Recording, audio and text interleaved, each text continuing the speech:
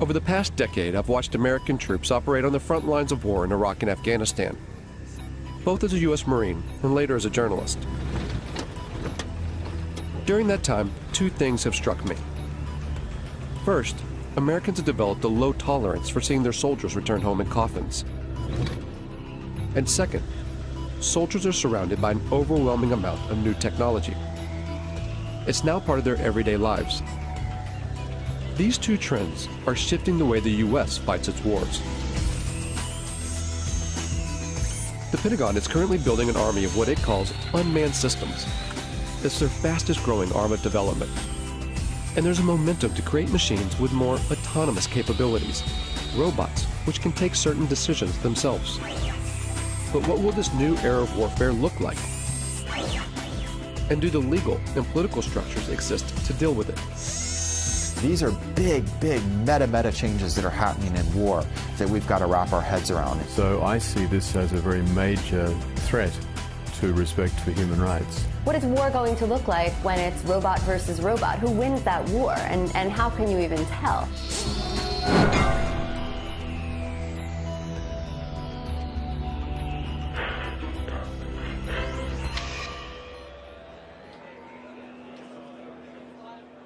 This is the largest gathering of robotics companies in the world. It's organized by AUVSI, the Association of Unmanned Vehicle Systems International. So these are successfully used in operations at the reactors. Hundreds of private corporations and university researchers are here to show off their latest cutting-edge inventions. And so there's things that we can actually pick up with the gripper, use them to defuse a bomb, and then put them back.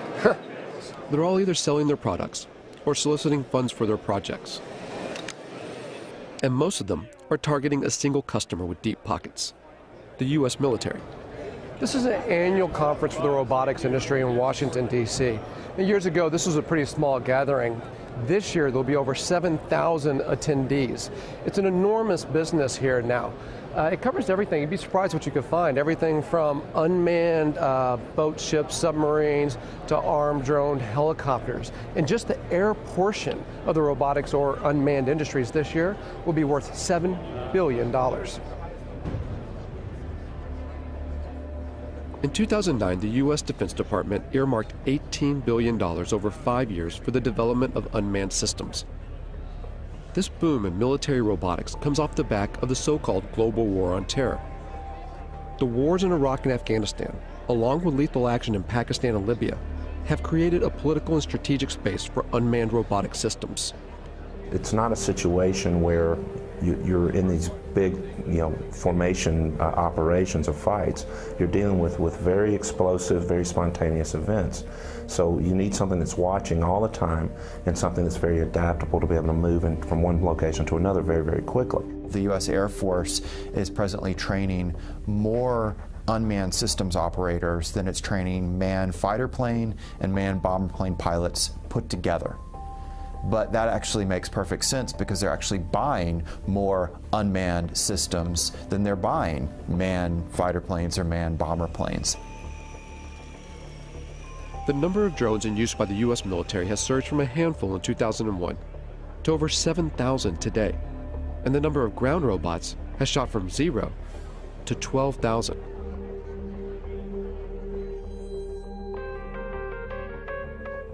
When you start to take a look, the amount of robot research funded by the U.S. military is astonishing.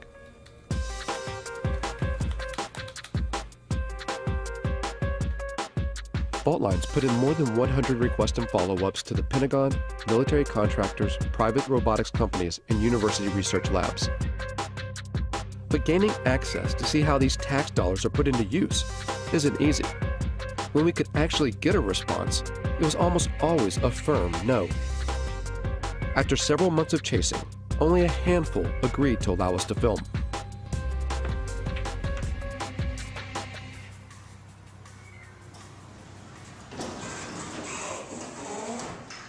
Tardec was one of them. It sits on a base just outside Detroit, Michigan.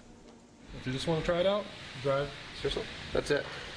An Army research facility from World War II. It used to build tanks. Wow, look at that. Now much of their work is dedicated to robotic technology. What we're looking at here at TARDAC is unstructured environments.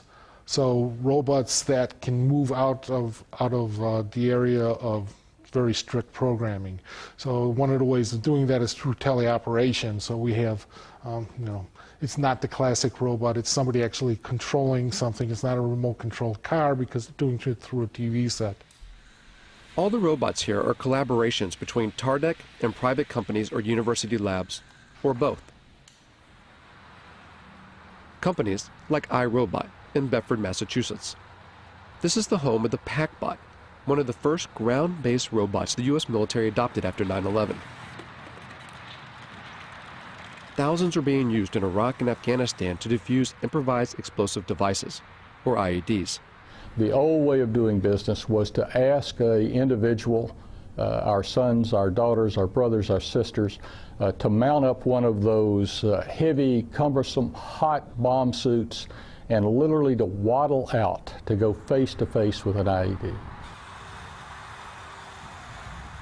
Today, we do that at distance and we do it virtually via a robot. Much, much better way to do business. So the interesting thing about this one is light.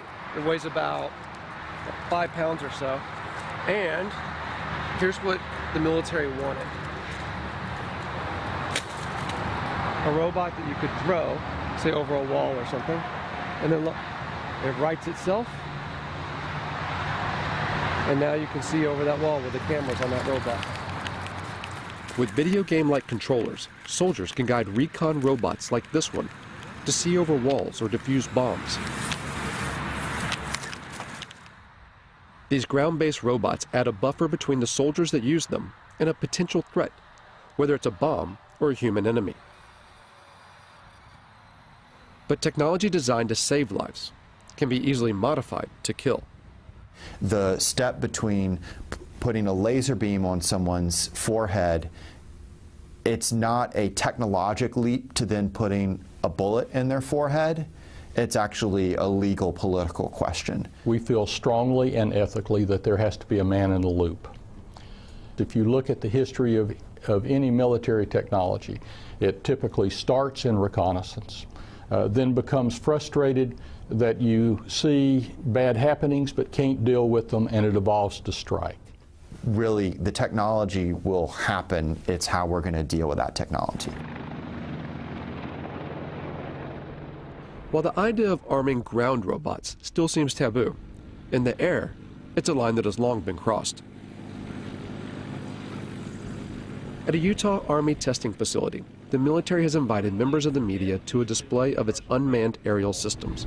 We're going to showcase that entire package for you here today in a way that I think is going to really resonate with you once you see what's inside and behind the curtain. It's the largest drone demonstration the U.S. Defense Department has ever allowed to be filmed.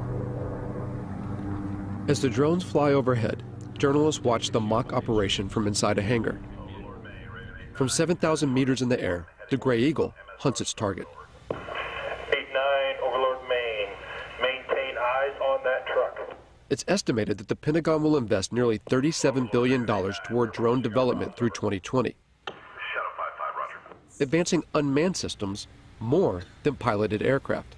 Oh, I think it's fundamentally changed warfare. I think it's fundamentally changed the way we operate. I think eventually it's going to fundamentally change the way we live in the United States. And now we have a technology that allows you to carry out acts of force without having to think about some of the consequences, the political consequences of sending sons or daughters into harm's way.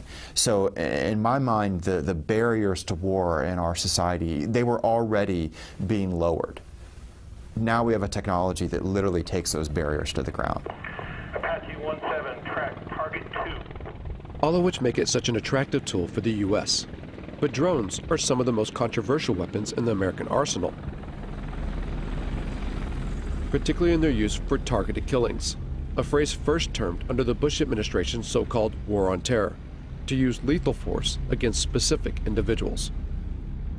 It means killing people, often outside official war zones. The program has been ramped up under the Obama administration. In places where there would be very serious geopolitical ramifications and the ramifications of American lives being placed on the ground in those dangerous situations, the drone appears like a silver bullet.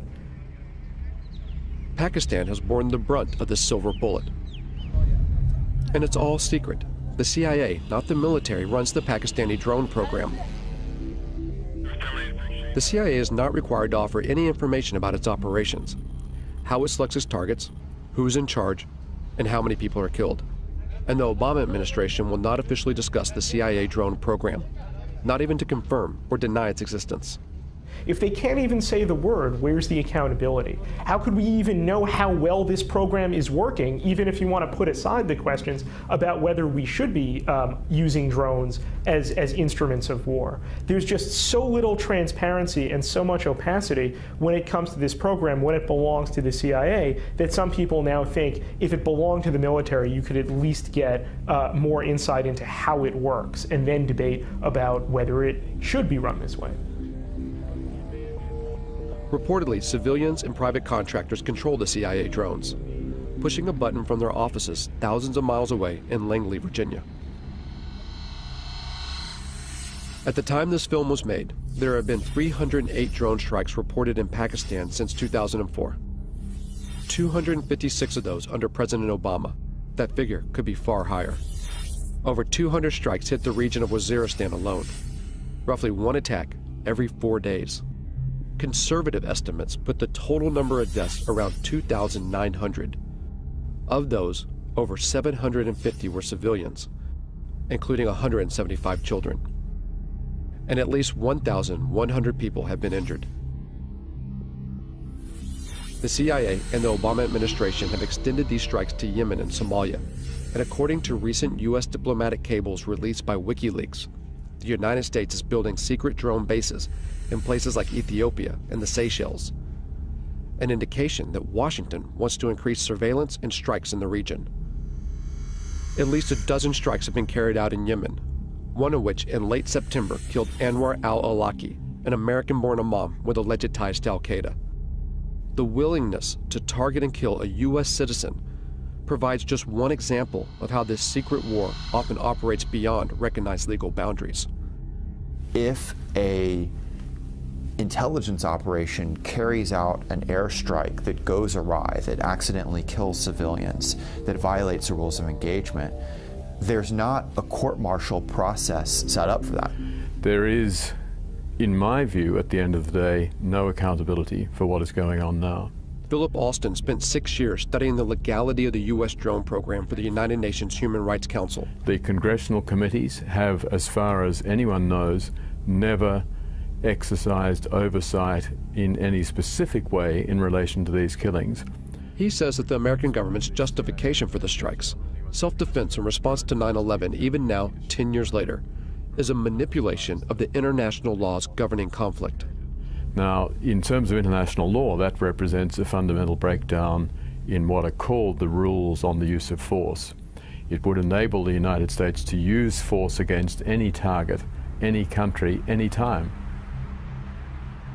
Following 9/11, Congress passed a resolution called the Authorization for Use of Military Force, or AUMF. It allows the U.S. president to use military force anywhere against people believed to be responsible for 9/11.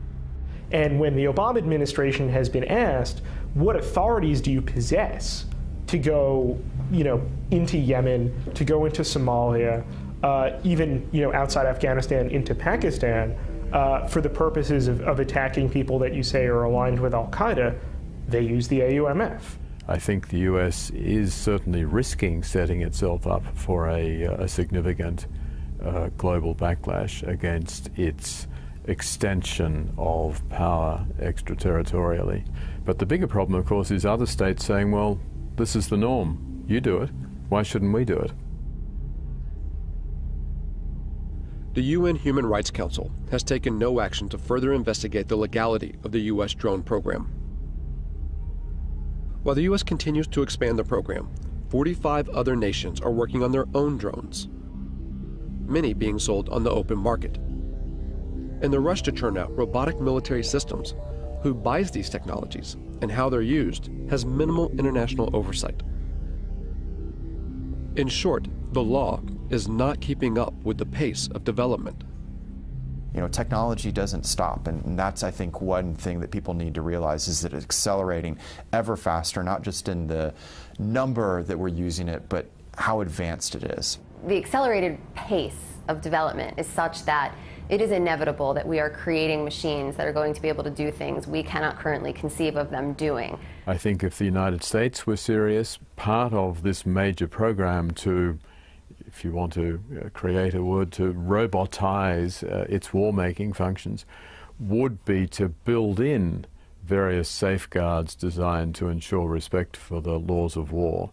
There has been a mad dash for advancement with very little consideration for how that advancement will play out against human society. And Rita J. King is a futurist who studies the potential dangers that technological advances in robotics and artificial intelligence can bring.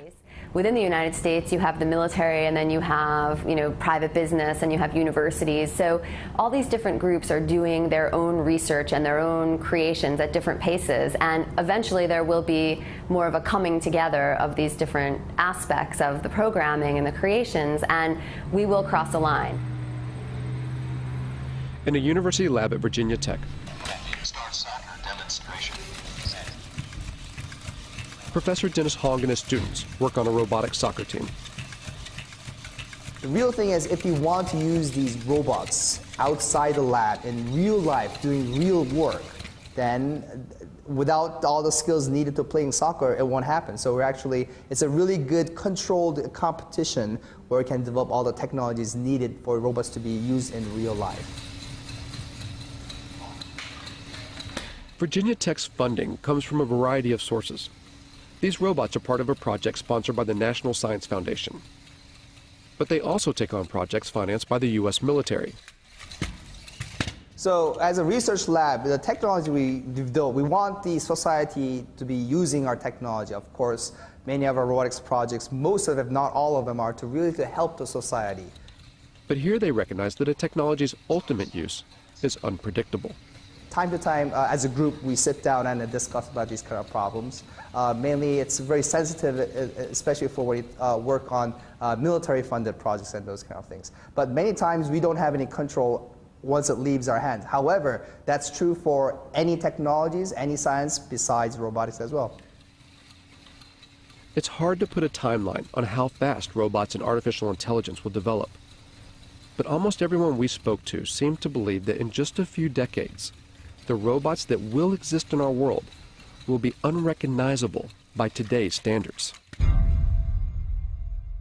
I think the probability is virtually a certainty, that machines will be as intelligent as people, that we will have intelligent robots, that robots will be ubiquitous. So then the consensus of people in the industry is somewhere around 2025, 2030, and even if you were to say, oh, that's optimistic, so maybe it's 2050.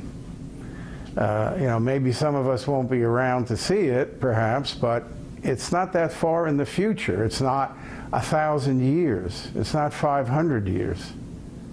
It's certainly not never. When people say machines will never be as smart as people, never is a very long time. The robots that we create could, of course, eventually will become much smarter than we are. And because they're smarter than us, we won't be able to conceive of how smart they are. And we'll have no control over that. And I don't think our brains are really equipped to accept the enormity of what that means, because we do find ourselves intelligent now. Science fiction stories have always made predictions about conflict between machines and people. The way to avoid that is for humans to always be at least as intelligent as their machines. While we may not know exactly if or when robots will become as intelligent as humans, at AUVSI, the talk of autonomy, of military robots taking more decisions by themselves, is growing. Work on the next generation of autonomy, maybe before it's really needed, to show where it can go. General Riggs talked about unfair advantage, and I'm in full agreement with him. We want unfair advantage. We want lots of unfair advantage. Why shouldn't we? And unmanned systems, and especially weaponized unmanned systems, clearly provide a huge advantage. So how far will robot autonomy go? And will a robot ever be allowed to make the ultimate decision, to take a human life? Officially, the U.S. military claims there will always be a man in the loop, that a human will always make the decision to kill. But there are signs that this may not always be the case. In 2006, the Army funded a major study to find out if lethal autonomous robots could be programmed to act ethically on the battlefield. There's a long and rich history of war crimes in every war.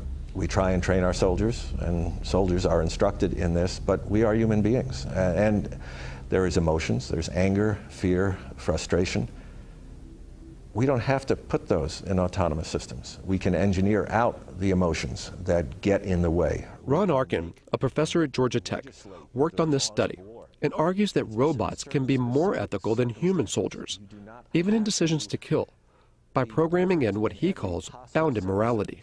You establish a venue, a region, or a task environment, or a mission under which the system is operating, and you engineer that system to make sure that it acts appropriately under those particular circumstances. Whether it makes that decision what to fire at, when to fire, and who to fire at, that I think is a critical decision that we already sort of ritualize within the military decision process, and we shouldn't relinquish that. There's reasons to deny people their right to life, self-defense, intervening on behalf of another to defend their life. But those are decisions that human agents and moral agents should be making, and not automatic processes. I will never, ever make the claim that these systems will be perfect. But I do make the claim that, I have the belief that these systems can outperform human beings in the battlefield, ultimately from an ethical perspective. We do have a moral responsibility to try to prevent this, and to not invest our time and energy and resources as scientists, as a society, into building a technology that has that kind of capacity to kill people on its own. But for now, there are no signs that research like this will stop. Because there's an assumption that underlies not only Arkin's work, but also the billions spent on defense. The assumption that war will always continue. War is a very cultural thing.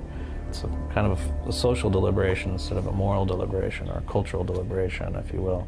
Like, how do we want to fight wars? What is it to be a warrior in this society? And what does this society decide that war is about and is good for? In the past, battles had formal boundaries and ends, where each side had to bury their own. But as more robots go to war on behalf of humans, what stake does society hold?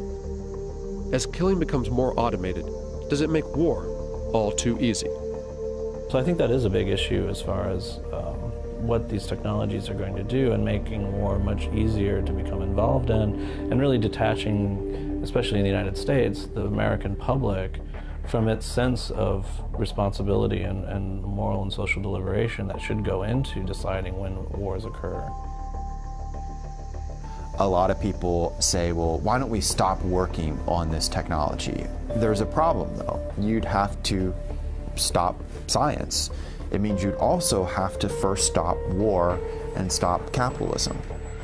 And there's such a vast amount of money that goes into thinking about defense problems and solving defense problems, that if we turned that time and energy and resources into solving more practical problems, we would actually probably alleviate most of the social and political problems that cause us to have defense and security concerns.